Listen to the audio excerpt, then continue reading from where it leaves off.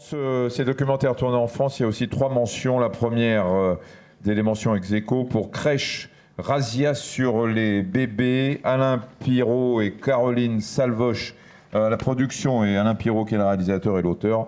Arte France et Capa Presse, et ça a été diffusé sur Arte. Oui, c'est encore une fois quelque chose qui est très très choquant. C'est les métiers de la petite enfance qui font désormais l'objet de véritables détournements de fonds. Alors on fabrique des crèches, on fabrique des lieux d'accueil pour les enfants qui sont indignes et avec de l'argent, souvent de l'argent public. Julie Crouzillac, présidente d'ADN Kids, qui va présenter la vidéo.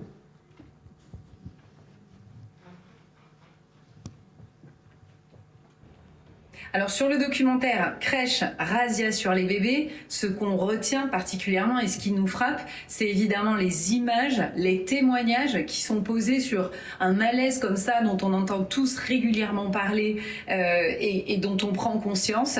On mesure aussi finalement tout ce qui est à l'œuvre silencieusement depuis des années, évidemment dont les bébés pâtissent et dont les familles pâtissent. Et puis on mesure à quel point, malgré les sorties médiatiques, malgré les scandales à répétition, les enquêtes, comme ce documentaire, comme de nombreux ouvrages, eh bien l'histoire ne change pas et nos petits, les bébés, continuent de pâtir de tout ça et d'en souffrir. La marchandisation de la petite enfance, le développement du secteur privé, c'est fait avec de l'argent public. C'est un business qui est biberonné à l'argent public. Dans le biberon, le liquide coule à flot. Plus d'1 milliard d'euros sont distribués chaque année par l'État aux crèches privées. Les subventions représentent les 2/3 de leur chiffre d'affaires. Suite à de graves défaillances dans ces établissements, allant jusqu'à la mort tragique d'un bébé par empoisonnement à Lyon en 2022, les députés ont mené l'enquête.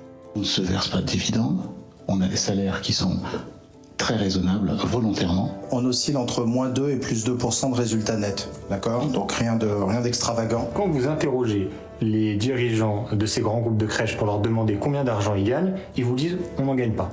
On se demande si on n'est pas dans un secteur philanthrope. C'est vrai, sur le papier, les marges de ces grands groupes sont minimes. Mais des mécanismes permettent à leurs patrons de s'enrichir personnellement. D'abord, l'immobilier. Oui, nous avons une foncière immobilière qui détient des SCI, quasiment une par structure. Et moi, à titre personnel, j'en détiens 25. Ce groupe de crèches, avec de l'argent public, encore une fois, paye des loyers à des SCI pour accueillir les établissements, avec parfois des soupçons que ces loyers soient au-dessus du prix du marché dans le secteur. Et qui sont les propriétaires de ces SCI qui encaissent les loyers? Eh bien, ce sont les dirigeants des grands groupes de crèches. Enfin, moi, je suis très surprise qu'on choisisse d'installer un siège social dans les quartiers les plus huppés de Paris. Et comme par hasard, le propriétaire du bâtiment, c'est le président de la structure. Et donc, la boucle est bouclée. On a un mécanisme qui permet, à travers des SCI et à travers de l'immobilier, de capter de l'argent public et de créer de l'enrichissement pour ses dirigeants, tout en affirmant en même temps que le groupe privé de crèche, lui, gagne rien ou si peu. Pendant ce temps, dans les crèches, les salaires sont au plus bas. La qualité d'accueil se dégrade et les enfants sont les premières victimes. Allez-vous mettre un terme à ce système qui maltraite nos enfants au nom de l'argent roi? Après une série de drames, un pays a décidé d'en finir avec les crèches privées. La Belgique. Les entreprises ont jusqu'à fin 2025 pour devenir des organismes à but non lucratif. On ne sortira pas dans la crise en ne changeant pas les recettes. La recette de la privatisation, on l'a essayé, ça a échoué. Il faut revenir en arrière, ce ne sera pas facile. Je vais demander à Anthony Orliange, producteur pour l'agence Capa, Caroline Salvoche, réalisatrice, et Alain Pirot, réalisateur, de bien vouloir nous rejoindre. Bernard. Je voudrais ajouter, je suis très engagé. Ah bah plus que choquant. Ouais. Je suis très engagé dans la petite enfance. Mes grands thèmes, moi, c'est le bébé, l'autisme et les problèmes d'adoption. Voilà, donc la petite enfance m'importe au plus haut point. Je voudrais ajouter un élément de réflexion à ça qui est parfait. Entre privé, public, ces interrogations et ces cercles vicieux. Mais il y a la question moins abordée, c'est celle de la formation. Parce que la formation est toujours difficile, mais la formation de qualité est encore plus difficile dans les structures privées. Et je pense qu'on ne peut être bien soignant que quand on est bien soigné. C'est-à-dire que je pense à l'auxiliaire à Lyon, qui a donné du desktop à un enfant. Tout le monde lui est tombé dessus à juste titre. C'était inadmissible. C'est un monstre. Elle ne connaît pas son travail. Elle n'est pas compétente. Elle n'est pas ceci. Elle n'est pas cela. Peut-être qu'elle n'est pas ceci, qu'elle n'est pas cela. Mais est-ce qu'elle a été bien formée? Et est-ce qu'elle a été bien accompagnée dans son travail? C'est extrêmement important, ça, quand même. Hein. Et un des problèmes du secteur privé, c'est qu'en plus, la formation en interne est de mauvaise qualité. Voilà, donc s'occuper des bébés des autres, c'est un métier difficile. Il ne suffit pas simplement d'avoir un peu de générosité ou de bonne volonté. Si on n'est pas bien formé, on sait très bien où ça va. Ça va à la carence, ça va aux accidents, ça va à la maltraitance. Il ne peut pas y avoir de structure d'accueil des enfants sans une formation rigoureuse, approfondie et durable des professionnels. Voilà. Dans votre documentaire, dans votre enquête, on a vu ce qui se passe en Belgique, c'est-à-dire qu'ils suppriment les crèches privées. Est-ce que vous pensez qu'en France, on va aller dans cette direction? Bonsoir à tous. Merci infiniment pour ce prix.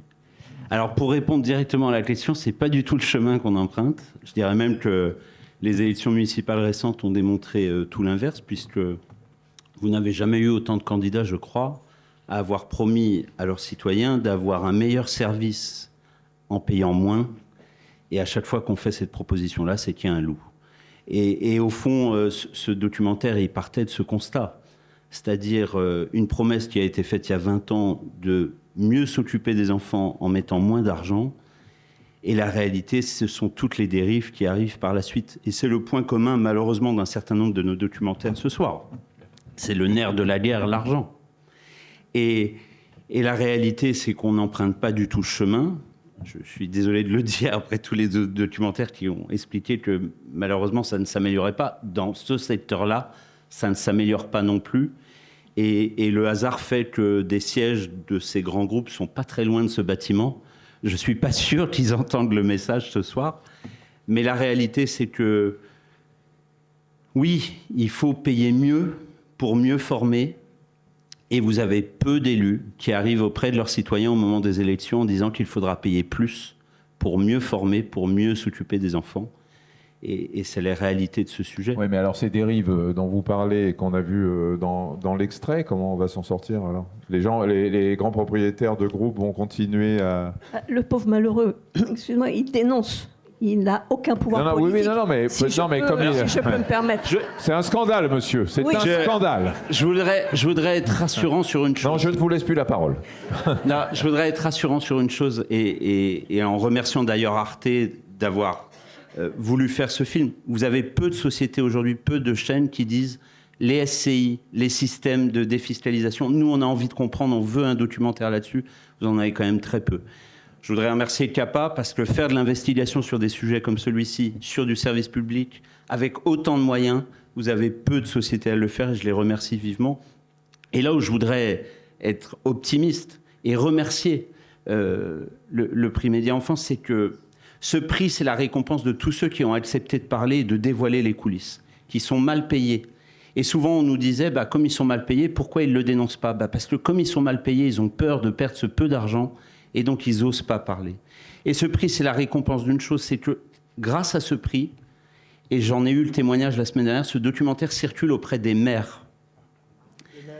Des maires de communes. Et une commune voisine de Boulogne nous a demandé un exemplaire la semaine dernière parce que, suite aux élections, ils avaient envie de voir ce qui avait été dit dans ce documentaire pour prendre des décisions. Et c'est la meilleure récompense qu'on peut espérer pour ce film, c'est qu'il circule auprès des mairies et qui, dès lors, en tiendront compte pour prendre des décisions. Je ne sais... monsieur le maire n'est plus là. Non, il n'est plus là, mais il y a madame qui s'occupe de la petite enfance à Bologne, qui est en train de tapoter sur son portable pour prévenir le maire qu'il faut qu'il revienne en 4e vitesse. Hein, c'est ça? Non, mais je sais qu'en plus, à Boulogne, des décisions avaient été prises sur des crèches People and Baby. Ils envoient aujourd'hui le témoignage du fondateur de cette entreprise. Mais c'est ça la meilleure des choses qu'on peut espérer. Et je sais que c'est ce qui se déroule actuellement. Et je veux vous en remercier parce que plus il y a des prix, plus ça récompense les lanceurs d'alerte et plus ça circule auprès des décideurs. Merci beaucoup et bravo. Allez-y. C'est cette lueur d'espoir dont je parlais tout à l'heure, c'est-à-dire sur cette circulation, sur le fait que ces documentaires vont être vus et revus, peut-être rediffusés. Et ce que vous nous dites sur les demandes des maires me réjouit vraiment. Merci. Je rajoute juste un tout petit mot pour répondre sur la question de la formation. Nous, quand on a fait le film, il y a quelque chose qui nous a vachement marqué, c'est que quand on allait beaucoup à l'étranger, en Allemagne, en Italie, etc., c'est que ceux qui travaillent dans les crèches avaient minimum un bac plus 3. Et en France, ils ont souvent un CAP, en fait. Et en fait, il y a eu un échelonnement vers le bas en France. Et donc, du coup, c'est intéressant de voir aussi ce positionnement qu'on peut avoir par rapport à ça. Mais il y a une lueur d'espoir. Une ville, Reggio Emilia, qu'on voit à la fin du film, a mis de l'argent dans les crèches et dans ses futurs enfants. Et donc, comme quoi, c'est possible. Voilà. Merci beaucoup. Bravo à tous les deux. Merci. Effectivement, on va s'arranger pour que votre documentaire circule un peu partout en France. Deuxième mention.